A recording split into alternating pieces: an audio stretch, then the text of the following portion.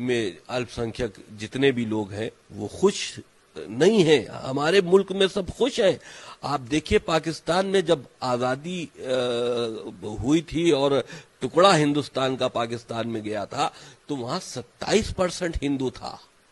अब 3% बचा है. काट डाला, मार डाला, धर्म परिवर्तन कर डाला, लोग अपनी जान बचाकर भाग गए. कश्मीर में क्या हुआ?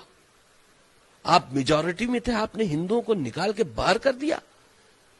जिस तरह से अगर आबादी अगर इसी तरह से कश्मीर जैसी आबादी हिंदुस्तान में बढ़ जाए तो हिंदुओं को ये रहने के लिए जगह तक देने को तैयार नहीं होंगे.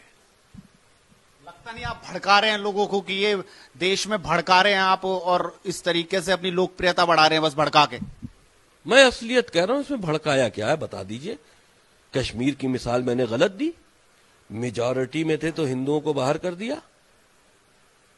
अगर उत्तर प्रदेश से मेजॉरिटी में हो गए तो हिंदू कहां रहेगा? कानून अपना काम करे. कश्मीर में क्यों नहीं किया?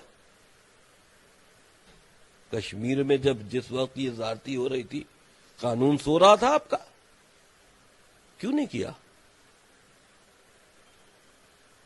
भाई साहब, जिस तरह से कट्टरपंथ मुसलमान पावरफुल हो रहा है, मुस्लिम्स कंट्रीज जो आतंकवादी संगठनें चला रही हैं, आईएसआईएस जैसी संगठनें हिंदुस्तान में पैर पसार गई हैं, जिस वक्त आज नहीं 100 साल के बाद सही, हम हो या ना हो, आप हो या ना हो,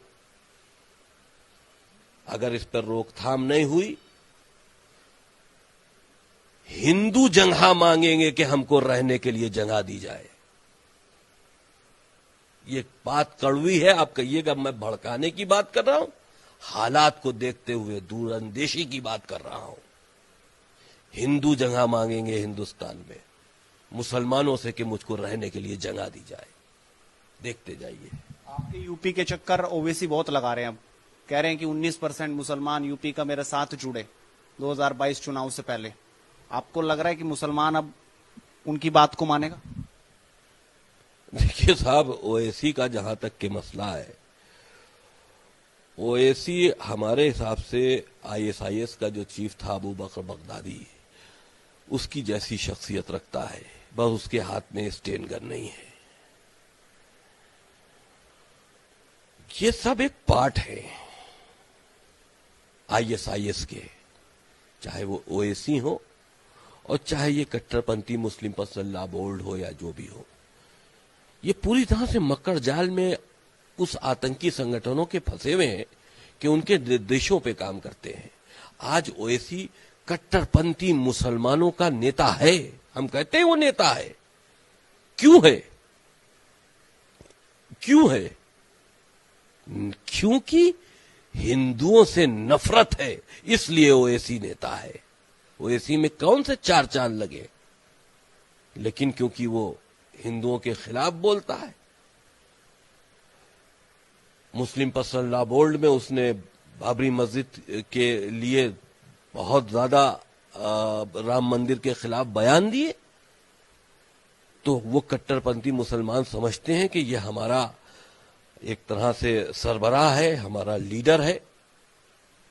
तो जिस तरह से रसूल के बाद उमर, अबू बकर, उस्मान आतंकवादी खलीफा थे, आज के दौर में उसी तरह से असदुद्दीन ओवैसी और उसका भाई है.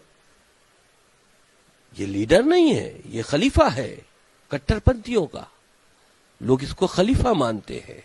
जैसे अबू बकर बगदादी ने अपने को डिक्लेयर किया था, ये राक्षस है, ये खा जाएगा.